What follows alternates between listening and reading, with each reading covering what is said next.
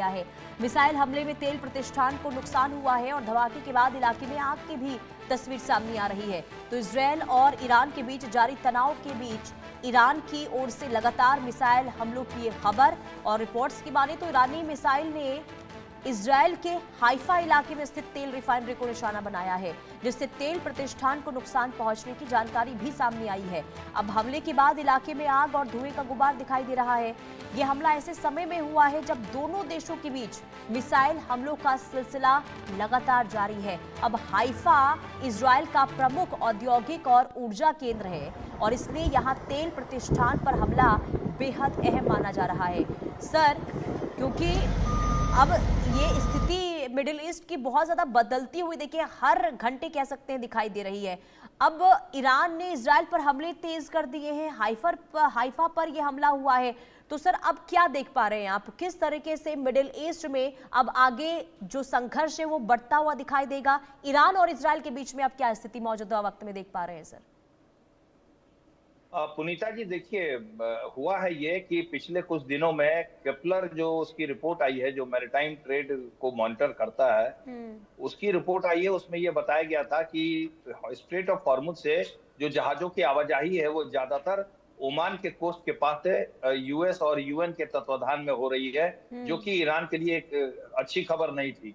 और ईरान हालांकि छिटपुट आक्रमण कर रहा था, लेकिन ज्यादातर काफी संख्या में जहाज वहां से आ और जा रहे थे, जिससे ईरान बौखलाया हुआ है। क्योंकि जो स्टेलमेट हो रहा था स्ट्रेट ऑफ हॉर्मुज पे, ईरान की जो नीति थी कि उसको तुरंत पूरा बंद कर दे ताकि विश्व का दबाव पड़े ट्रंप पर, वो उसकी नीति कारगर नहीं हो रही है। इसलिए ईरान चाहता है अब इस वार को और एस्केलेट करना।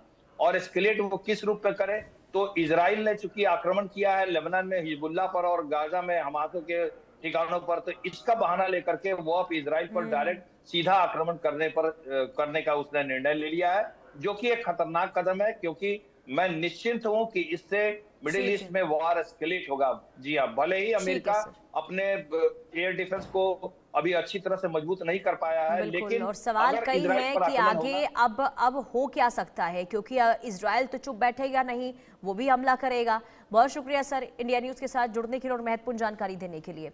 तो कुल मिलाकर देखिए जो तस्वीर सामने आई है वो चिंताजनक इसलिए भी है क्योंकि अब ईरान जो है इजराइल पर हमला कर रहा है। खास करके इजराइल के अंदर जो ये हमला हुआ है ये हाइफा में हमला हुआ है और ये हाइफा की तेल रिफाइनरी जो काफ़ी अहमियत रखती है इजराइल के लिए, एक बड़ा आर्थिक सोर्स है इजराइल के लिए। और अगर यहाँ पर हमला हुआ है तो जो ये जंग है वो बहुत ज़्यादा लंबी खींचती हुई दिखाई देगी, क्योंकि इसका पलटवार इजराइल करेगा, इसका जवाब भी दिया जाएगा इजराइल की ओर से। क्योंकि अगर इजराइल पहले से, देखिए इजराइल पहले से ही ईरान को लेकर अपनी आक्रामक नीति अपनाता रहा है, लेकिन अब एक बार फिर से बमबारी जब दोनों ही तरफ से हो रही है और सीधा यहाँ पर चोट पहुँचाने की कोशिश ईरान की ओर से हुई है इजराइल के रिफाइनरी तेल डिपो पर, तो ये बहुत बड़ा नुकसान है इजराइल के लिए।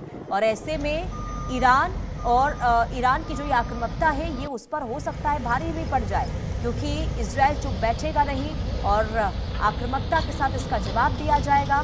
हालांकि ईरान बार बार ये कह चुका है कि उसके पास खोने के लिए कुछ बचा नहीं है और ऐसे में वो इजराइल पर लगातार घातक हमले करता हुआ दिखाई दे रहा है। ये हाइफा की तस्वीर सामने आई है, तेल रिफाइनरी की तस्वीर है और ये बहुत ज़्यादा महत्वपूर्ण है इजराइल के लिए। ये तेल डिपो जहां आग धधक रही है और ईरानी हमले के बाद ये स्थिति वहां पर बहुत ज़्यादा खराब होती हुई दिखाई दे रही है। ब्रायन थॉमस संवाददाता तमाम जानकारी के साथ जुड़ चुके हैं। ब्रायन, तेल रिफाइनरी पर इजराइल के अंदर हमला हुआ है, कितना नुकसान